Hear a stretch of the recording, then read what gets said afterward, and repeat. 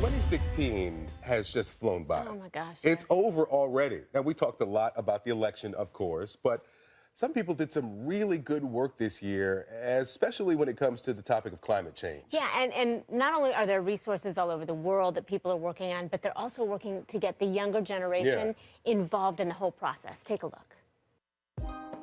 As human beings, we have a great amount of power to affect the world around us, and therefore we have a responsibility to be caretakers of the land, of our earth. Wise words there coming from 16-year-old Xutezcatl Martinez, an indigenous climate activist and hip-hop artist, leading the way for youth to get involved in environmental sustainability. We live in a world with so many problems that we need to rise up and meet them with just as many, if not more, solutions. He was one of 5 recipients awarded by the Captain Planet Foundation, an organization sparked by Ted Turner's 1991 animated series and carried on now by his daughter, Laura Turner Seidel. What do you think your dad would say?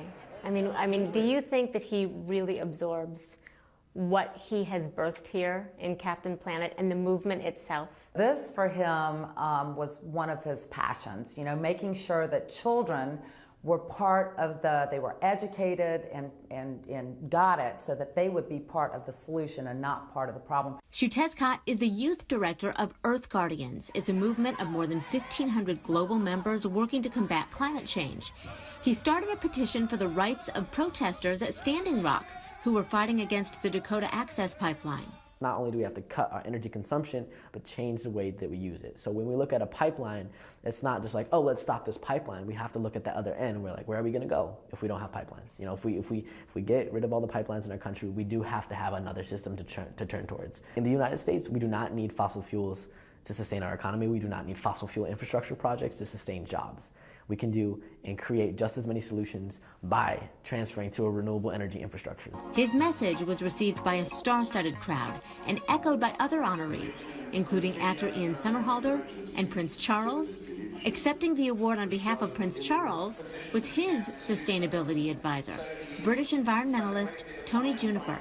Give me, say, the causes when it comes to the environment right now that you really want to see changed. One is the energy we're using in our homes and the energy we're using that's been used to make products. Another big heading is transportation and getting on aeroplanes and using vehicles. And the other really big heading is food. A messenger to and from the future generation, failure is not an option for this frontline activist. Because each and every one of us is helping write the legacy that our generation is going to be remembered for. So I say be aware of your contribution to this legacy.